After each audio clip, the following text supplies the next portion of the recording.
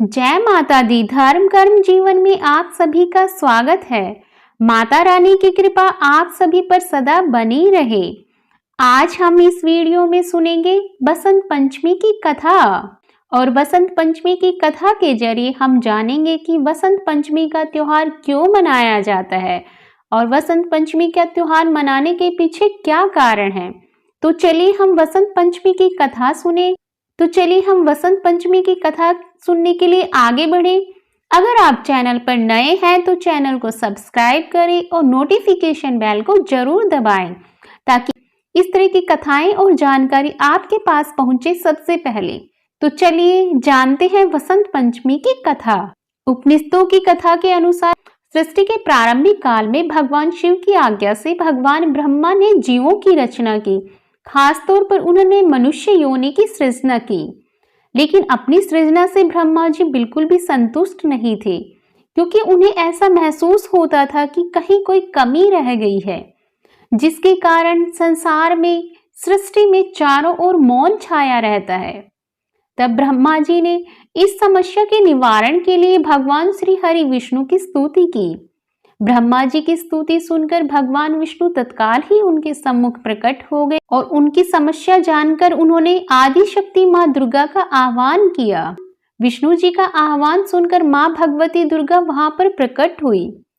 तब ब्रह्मा जी एवं विष्णु जी ने अपनी समस्या बताई और इस समस्या का निवारण करने को माँ दुर्गा से एक आग्रह किया। ब्रह्मा जी और विष्णु जी की बातों को सुनकर और उनकी समस्या का निवारण करने के लिए आदि शक्ति माँ दुर्गा ने अपने शरीर से श्वेत रंग का एक अद्भुत तेज प्रकट किया, जो कि एक दिव्य नारी के रूप में बदल गया।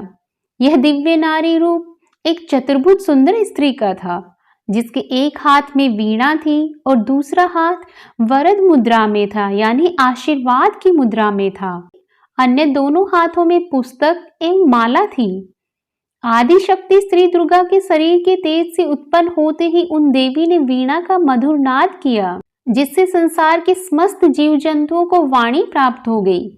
जलधारा कलकल की ध्वनि कर बहने लगी, पवन भी सरसराहट से बहने लगी।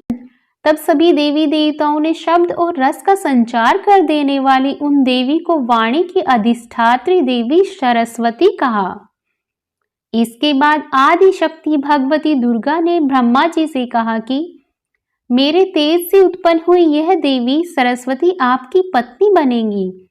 जैसे लक्ष्मी जी श्री विष्णु जी की शक्ति है, पार्वती महादेव शिव की शक्ति है, उसी प्रकार ये सरस्वती देवी भी आपकी शक्ति होंगी। ऐसा कहकर आदि शक्ति माँ भवानी वहां से अंतर्धान हो गई। इसके बाद सभी देवी देवता सृष्टि के संचालन में संलग्न हो गए।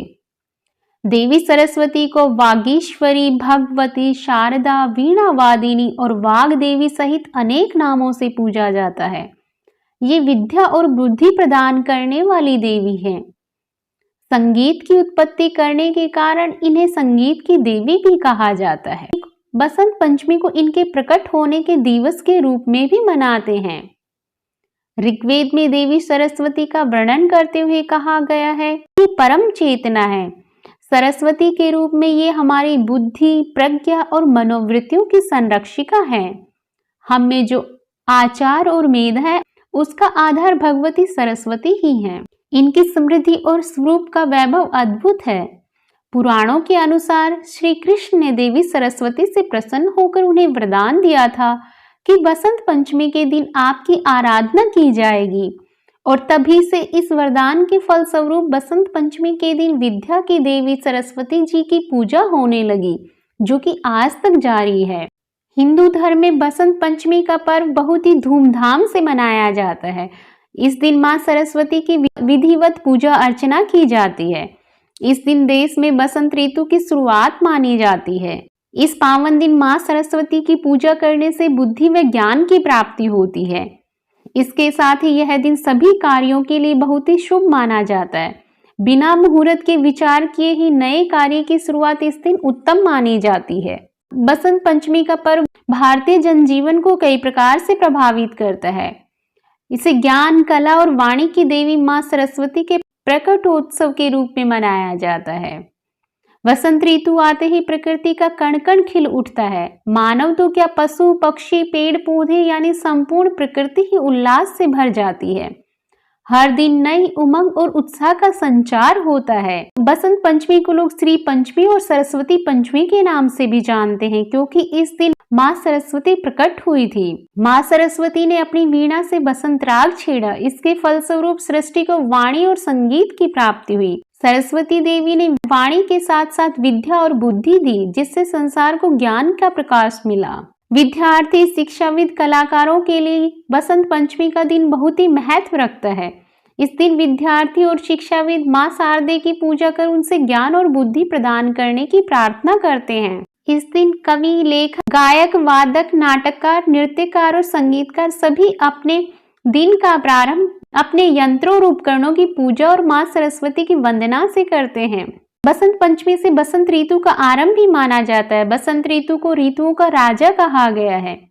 भगवान श्री कृष्ण ने श्रीमद् भगवद गीता में कहा है, मैं ऋतुओं में बसंत हूँ। इस दिन कामदेव की भी पूजा की जाती है, क्योंकि कामदेव जी को भगवान शिव ने अपने तीसरे नेत्र से भस्म कर दिया था और बाद में रति को दिए वरदान के तहत कामदेव ने श्री कृष्ण के पुत्र प्रद्युम्न के रूप में जन्म लिया था।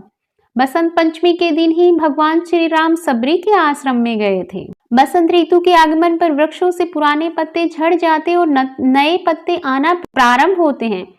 इस प्रकार बसंत पंचमी का त्योहार भारतीय जनमानस के लिए बहुत ही महत्व रखता है। यह थी बसंत पंचमी से जुड़ी कुछ कथाएं।